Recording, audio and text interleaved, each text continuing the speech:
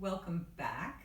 Today I have a seated stretch session for you using a tennis ball just to get the upper back a little bit more mobile, especially if you've been working at your desk all day or maybe this is your midday break. I strongly advise taking a few minutes to move your upper body to get it going, if you've especially been having to sit in one position for a few hours. So I've got a tennis ball. You could also use I like the small Franklin balls, the orange Franklin balls, or even the larger inflatable Pilates ball. But I always feel like people usually have a tennis ball lying around and they're easy to get. But if you have any of those other ones, feel free to try those out. They'll give different effects to this exercise, this stretch. So you're going to hold that tennis ball, you're going to reach it out to the side, and you're placing it in your armpit. I hope you're not grossed out, but it's just another part of the body. And you're going to press your arm down on that ball. Now notice if you have rounded shoulders, you're going to have to make an effort to roll your shoulder a bit back and place that tennis ball a bit more towards the back of your rib cage, the back of your armpit. So if you put your hand to this area, to your collarbone shoulder connection there, it hopefully is flat and it's not hollow with these little spaces. So you're going to pull it back. And I'm going to press down on the ball, and you can just keep a hand there just to make sure you're not hunching the shoulder forward, and squeeze the ball gently down or firmly down. Now lengthen up. You're sitting on your sitting bones, not forward or back, just straight up. And you're going to tilt your head away from your shoulder, creating that nice length, or at least a feeling of pulling, stretching out the neck. Taking some inhale and exhale. And even though it's just my habit to cue inhaling and exhaling, but you don't have to do any special breathing here or change your breathing patterns. Just breathe as you need to. It's just a bit my habit as a teacher. Now spin your head sideways. So you're going to try to tuck your head down, the chin towards the throat or more towards the neck, the nose towards the shoulder. Don't do an extra jaw opening to get the jaw down. Just try and tilt your head more. And then roll your head to the front and lift your head back up. Try that one more time. And tilt side. Now this time as you tilt your head side, just notice if you're lifting the shoulder up, let it drop, and press down a little stronger with this arm onto that ball.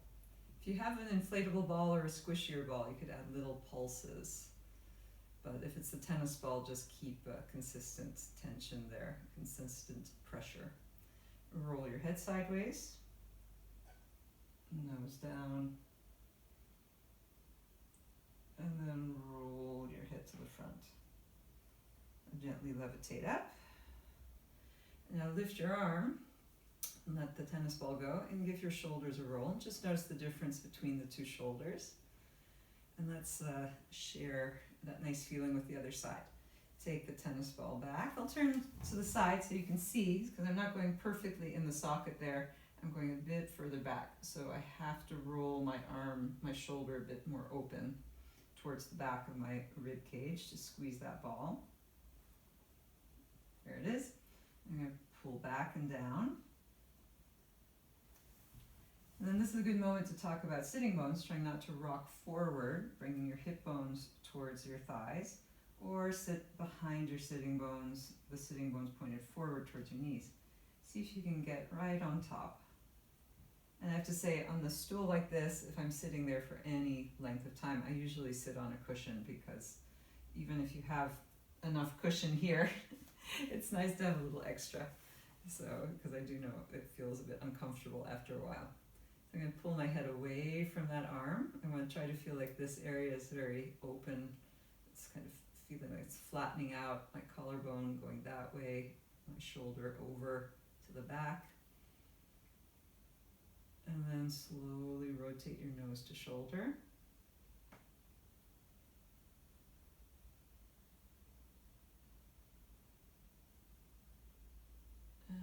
steer your head to the center.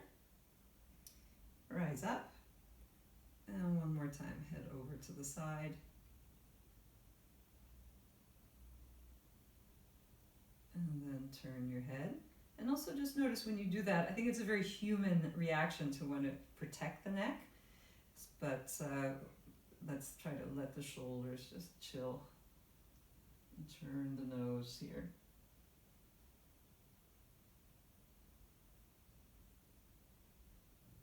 And then spin your head to the front. Keep that down pressure of that shoulder. And then bring your head back up on top of the spine and take the tennis ball out and give your shoulders a nice roll. Hopefully both of them feel nice and free, a little more space to move. And just keep the shoulder rolls going. You can put your tennis ball down and just roll around. And roll. Let's reverse those circles. Squeeze the shoulders back and lift them up and forward. And 2.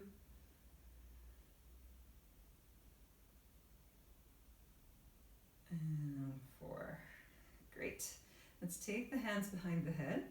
And again, if you have a feeling, a tendency to bring your head really forward, and this forward neck, you're going to press your head back. Even if your head is not all the way forward, still press your head back and lift the chin a bit up. So we're going to have a little bit of neck curve.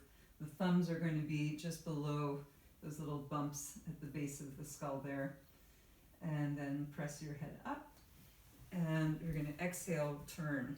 Exhale, rotate. Turn to one side. And center. And just take it to the other side, exhaling. And try not to do it like go to your max if you start sinking down and rounding down. If you feel this dropping, see if you can just stop there and work on lifting up, lifting your head, lifting your elbows a bit up as you twist. So you work on helping your body, your back muscles, your torso muscles lift you up instead of keep pushing into yourself into a rounded shape. Lift and turn. And center. And exhale, turn. Center. And exhale, turn. Let's just do 2 more. And this time, you do really want to exhale when you rotate and try and really feel that your waist is squeezing in from the sides, not pulling you into a rounded shape, but really keeping you tall. Twists are really great because they use your torso muscles in the front and the back.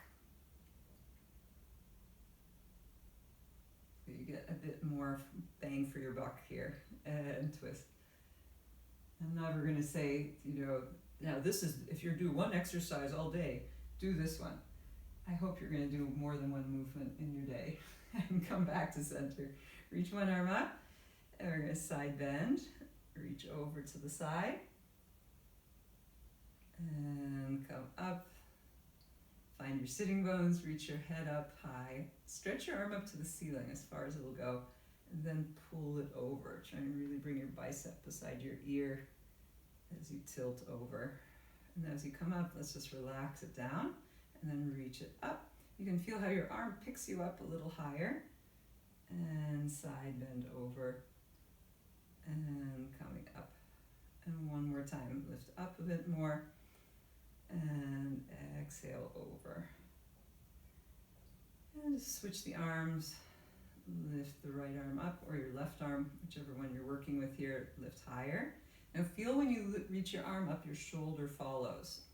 We want that to happen. And then see if you can lift up also here. And then go over to the side. And up. So I'm going to reach my arm high, and then even reach it higher, and it will come closer to my ear, and then come over to the side. And pull yourself back up to sitting. And let's take 2 more. It might be a little extra. And back, and one more time, side bending. Reach. Now let's have 2 arms over the head. Interlace your fingers, turn your palms to the ceiling, and push up. Allow the shoulders to lift, allow your rib cage to try and pull away from the hips, and then side bend on your exhale. Inhale up, and exhale side. I always think side bends feel so amazing. They really help open you up a bit, especially if you're rounded in your chest, your shoulders. Lifting your arms over your head is the first step in freeing up the shoulders and your side muscles and helping you sit up taller if you're looking for that, if you need more of that in your life. And side. And one more side bend. Let's take the hands back behind the head again, and we're going to wrap the elbows forward. And as you do that, just bring your head down a little bit. And then inhale. Try and think of your breath now. Now let's try and take the breath up into this area. So if you have that, if you like working that way to try and direct your breath to different places in your body, see if you can direct it right up here between, behind the breastbone and underneath the collarbone, so that when you look up towards the ceiling, you try to feel a bit more spreading of the ribs.